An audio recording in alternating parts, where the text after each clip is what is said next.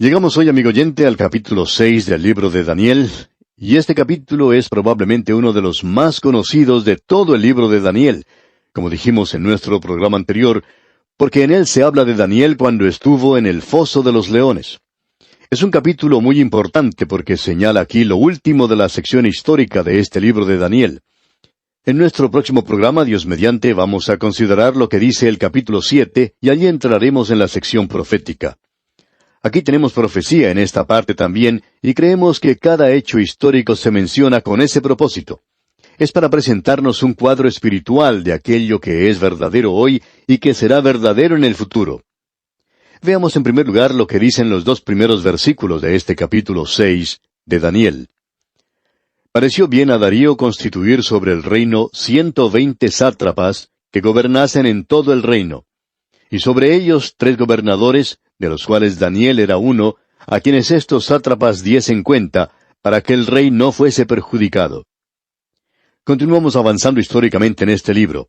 El capítulo comienza con Babilonia, la cabeza de oro, y no ha desaparecido. Ha sido quitada del lugar número 1 del poder mundial. En lugar de Babilonia tenemos ahora al imperio medo-persa. Eso era representado por los brazos de plata que tuvimos en el sueño de Nabucodonosor. Ahora llegamos a Darío, y él es Darío Siaxeres II de la historia secular. Él gobernó solamente 2 años. Y Ciro, quien era el hijo de Mundane, la hermana de Darío, y Cambises, el persa, ascendió al trono, y esto unió a los imperios medo-persa. Él se encuentra ahora en el poder y es un gobernante mundial. Tenemos también aquí la posición de Daniel bajo Darío de Media. Encontramos que él tiene otro imperio, pero también que Daniel tiene el lugar número 1 siendo primer ministro. También notará usted que, como sugerimos cuando vimos esa estatua de muchos metales que tenía la cabeza de oro y los brazos de plata, y luego seguía siendo de hierro y de barro cocido, que había un deterioro en cualquier parte que uno mirara. Hay un deterioro en la posición y en la calidad del metal. Vemos que la inferioridad es muy notable. El reino de Nabucodonosor era autocrático. Él no compartía la autoridad con nadie. Y se nos dice que Darío tenía 120 príncipes con los que compartía la responsabilidad y el liderazgo, y sobre este grupo había colocado a 3 presidentes o gobernadores que servían de enlace entre los príncipes y el rey. Así es que tenemos aquí una distribución de la responsabilidad y del gobierno, y se nos dice que el rey no debía ser perjudicado, como acabamos de leer. Ahora, esto sugiere que los presidentes deberían estar dispuestos a evitar que los príncipes le robaran o socavaran el poder al rey. Daniel es el número 1 de los presidentes o gobernadores, y pensamos que para esta época, Daniel era ya un hombre de unos 80 años de edad.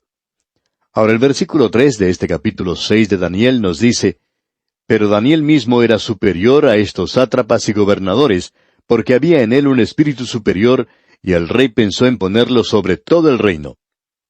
Ahora Daniel no solo tenía antigüedad, sino que tenía superioridad y un espíritu superior.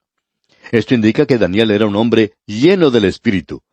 Y el rey tenía tal confianza en él que lo colocó junto a sí mismo en la posición de poder. Ahora en los versículos 4 al 9 de este capítulo 6 de Daniel, tenemos que los príncipes y los gobernadores estaban planeando destruir a Daniel. Esto es algo que uno siempre encuentra en la política. También se encuentra en las iglesias, desafortunadamente, y muy probablemente usted lo ha visto en los negocios. También lo puede ver en los colegios y las escuelas. Por todas partes, hasta en el mismo lugar. Ese celo que se siente por aquellos que se encuentran en una posición superior, celos de los que están ocupando un alto cargo. Bueno, leamos el versículo 4 de este capítulo 6.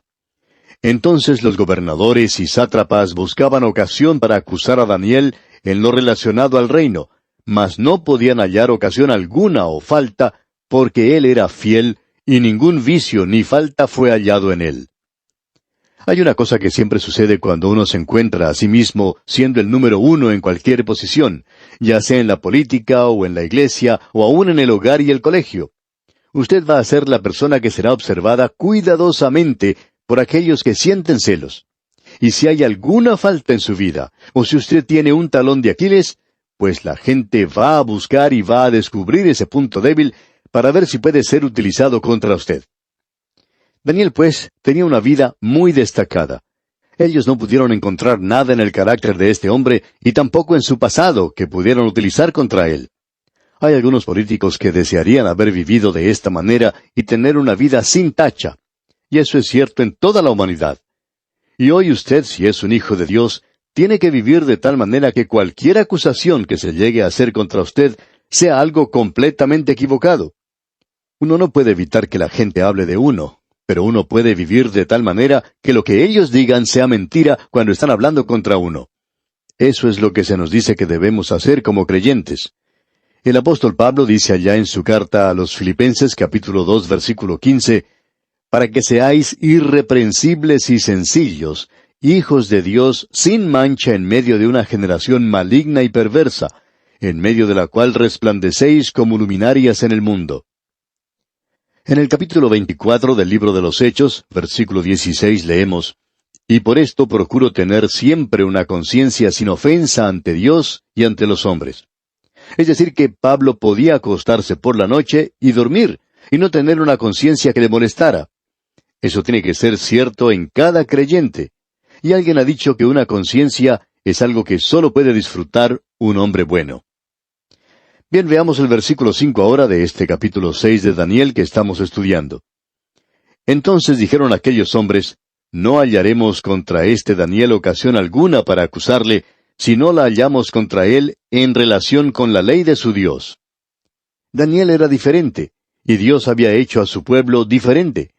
En su práctica religiosa, cuando él fue llevado al mismo comienzo como un esclavo cautivo, y sirvió en la corte de Nabucodonosor, él le pidió al capitán de los eunucos que le dieran alimento diferente.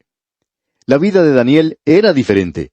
Y estos hombres dijeron, bueno, si nosotros vamos a encontrar algo contra él, vamos a tener que encontrarlo en su religión.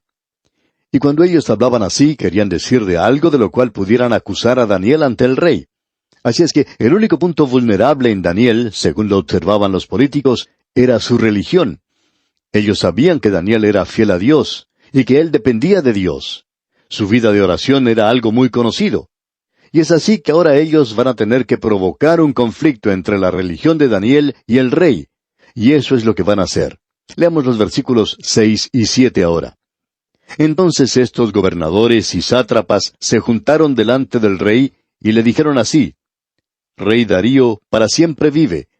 Todos los gobernadores del reino, magistrados, sátrapas, príncipes y capitanes, han acordado por consejo que promulgues un edicto real y lo confirmes, que cualquiera que en el espacio de 30 días demande petición de cualquier dios u hombre fuera de ti, oh rey, sea echado en el foso de los leones. Lo que tramaron estos príncipes y gobernadores y políticos era algo bastante sutil. El rey Darío era un buen hombre. La historia secular sugiere esto, y estamos seguros también que Daniel implica lo mismo. Pero él tenía un punto débil, y creemos que muchos de nosotros también lo tenemos. Y en él, en este rey, era la vanidad. Él sucumbió a los halagos. Hay muchas personas que hacen eso.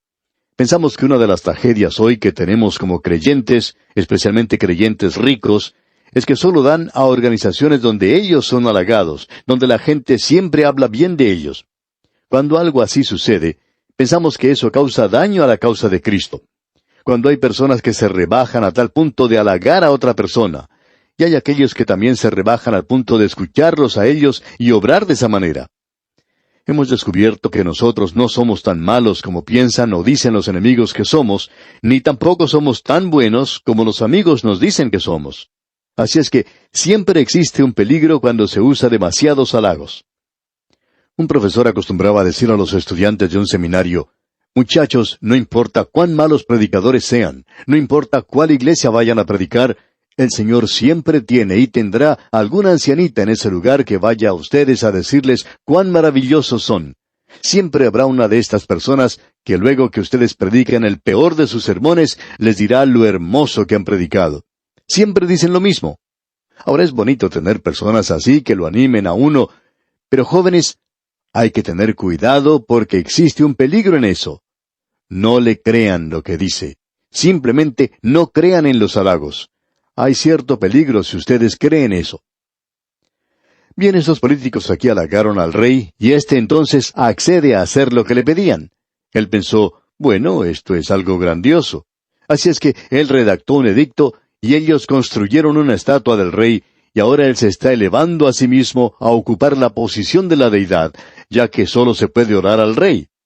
Entonces, en los versículos 8 y 9 leemos: Ahora, oh rey, confirme el edicto y fírmalo, para que no pueda ser revocado conforme a la ley de Media y de Persia, la cual no puede ser abrogada.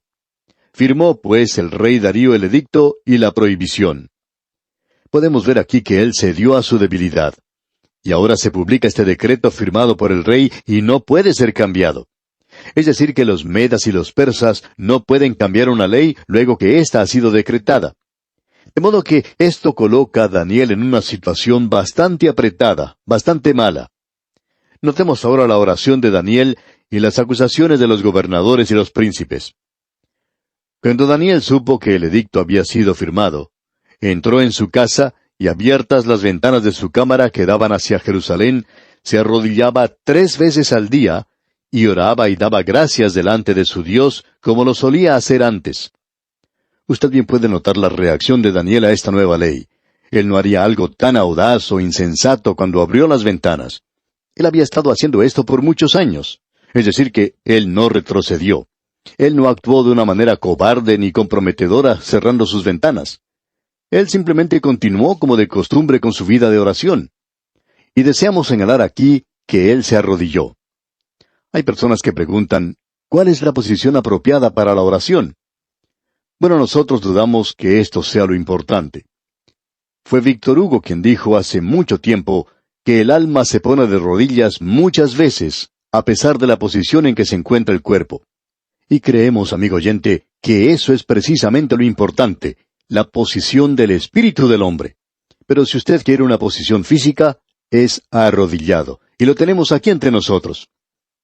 Notemos también que él oraba hacia Jerusalén. Esa era la dirección de la vida de Daniel, y él no tenía la intención de cambiar a causa de un decreto de Darío. Él oraba hacia Jerusalén. Debemos decir que estamos viviendo en un día cuando el Señor Jesucristo dijo: La hora viene cuando ni en este monte ni en Jerusalén adoraréis al Padre. Los verdaderos adoradores adorarán al Padre en espíritu y en verdad. Y eso es lo importante, amigo oyente. Bueno, debemos seguir adelante. Nos gustaría pasar más tiempo aquí y hablar más en cuanto a la oración, pero debemos seguir adelante. El versículo 11 ahora dice: Entonces se juntaron aquellos hombres y hallaron a Daniel orando y rogando en presencia de su Dios. Estos hombres estaban esperando que él hiciera eso, y es en realidad un cumplido.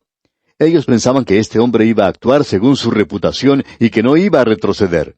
Y entonces en el versículo 12 dice: Fueron luego ante el rey y le hablaron del edicto real. ¿No has confirmado edicto que cualquiera que en el espacio de 30 días pida a cualquier dios u hombre fuera de ti, oh rey, sea echado en el foso de los leones? Respondió el rey diciendo: Verdad es, conforme a la ley de Media y de Persia, la cual no puede ser abrogada. Ellos trajeron ante la atención del rey este asunto de que Daniel estaba desobedeciendo. Allí se encontraba él, con la ventana abierta, orando hacia Jerusalén. Eso fue algo que causó mucha tristeza al rey. Y en los versículos 13 y 14 de este capítulo 6 de Daniel dice: Entonces respondieron y dijeron delante del rey: Daniel, que es de los hijos de los cautivos de Judá, no te respeta a ti, oh rey, ni acata el edicto que confirmaste, sino que 3 veces al día hace su petición. Cuando el rey oyó el asunto, le pesó en gran manera, y resolvió librar a Daniel, y hasta la puesta del sol trabajó para librarle. Pero el asunto es que él no puede cambiar su propia ley. El rey Nabucodonosor hubiera podido hacerlo, pero ahora ya no se puede hacer. Usted puede apreciar, pues, el deterioro que existe aquí ahora. Y en el versículo 15 leemos: Pero aquellos hombres rodearon al rey y le dijeron: Sepas, oh rey, que es ley de Media y de Persia, que ningún edicto u ordenanza que el rey confirme puede ser abrogado. Así es que ahora Daniel debe ser arrojado al foso de los leones. Y el rey no puede hacer nada en cuanto a esto. Y continuamos leyendo aquí en el versículo 16. Entonces el rey mandó y trajeron a Daniel y le echaron en el foso de los leones. Y el rey dijo a Daniel: El Dios tuyo, a quien tú continuamente sirves, él te libre. Pensamos que el rey quizá no creía en esto que estaba diciendo. Esta es una de esas cosas que muchos de nosotros decimos en el presente. A veces le decimos a alguien: Bueno, que el Señor le cuide y le guarde. Y cuando usted y yo estamos en la misma situación, no confiamos en Él de esa manera. Ahora este rey ha progresado mucho. Él reconoce que el Dios de Daniel era omnipotente y soberano y que le podría librar. Él también vio que Daniel era fiel a Dios. El testimonio de Daniel en la corte de 2 palacios reales es algo realmente milagroso. Es una persona que no ha sido afectada por lo que le rodeaba y no tiene pretensiones, y su vida era un testimonio poderoso de la gracia salvadora de Dios en aquel día. Bien, cubrieron pues el foso de los leones con una piedra, y Daniel pasó la noche allí. Estos leones eran realmente animales salvajes, no eran leones sin dientes. Se cuenta que hace tiempo un hombre consiguió un trabajo en un zoológico. Sus jefes querían que él entrara a la jaula de los leones para alimentarlos, y ese hombre dijo que él no lo haría. El guardián entonces le dijo que esos leones no tienen dientes. Pero este hombre contestó, «Sí, he notado eso, pero de todas maneras me pueden moler con las encías». Bien, amigo oyente, estos leones aquí en el foso al cual había sido arrojado Daniel tenían dientes y eran salvajes. Sin embargo, el lugar más seguro aquella noche era el foso de los leones, y pensamos que Daniel durmió muy placenteramente en ese lugar.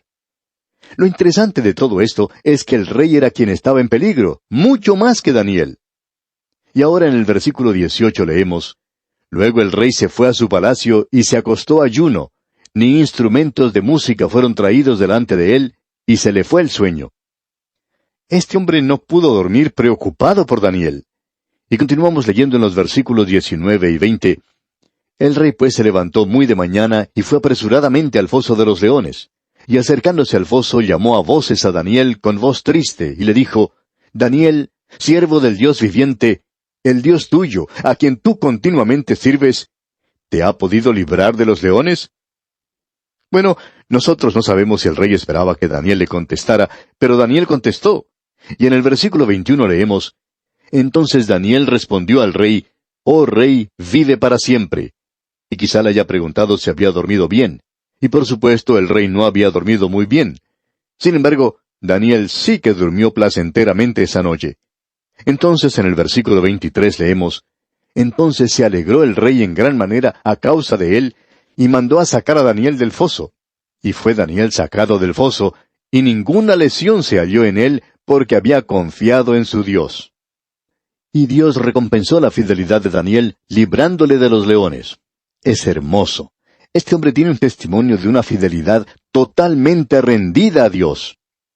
Veamos ahora lo que sucedió con aquellos que le acusaron. Dice aquí el versículo 24, «Y dio orden el rey, y fueron traídos aquellos hombres que habían acusado a Daniel, y fueron echados en el foso de los leones, ellos, sus hijos y sus mujeres.